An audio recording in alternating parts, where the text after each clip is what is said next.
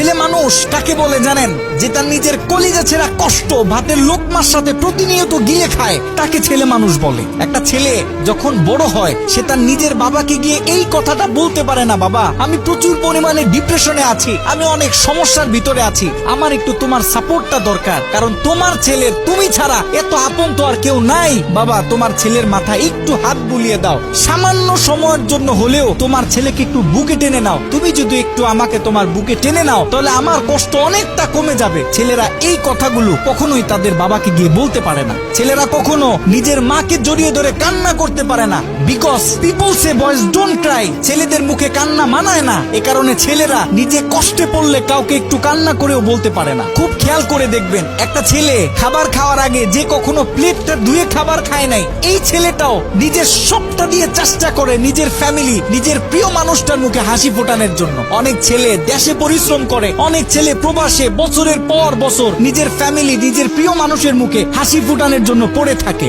দিন শেষে ছেলেদের মুখে হাসি ফোটানোর মতো কাউকে পাওয়া যায় না। আমি মনে করি boys are the best actor in the world. এই পৃথিবীতে ছেলেরা হচ্ছে সব থেকে বড় অভিনেতা, কারণ ছেলেরা নিজেদের বুকে হাজারো লক্ষ কষ্ট পুঁতে রেখেও মুখে হাসি নিয়ে চলে, কারণ সে জানে আজকে আমি যদি ভেঙে পড়ি তাহলে আমার পুরো ফ্যামিলিটা অস্তিত্বহীন হয়ে যাবে।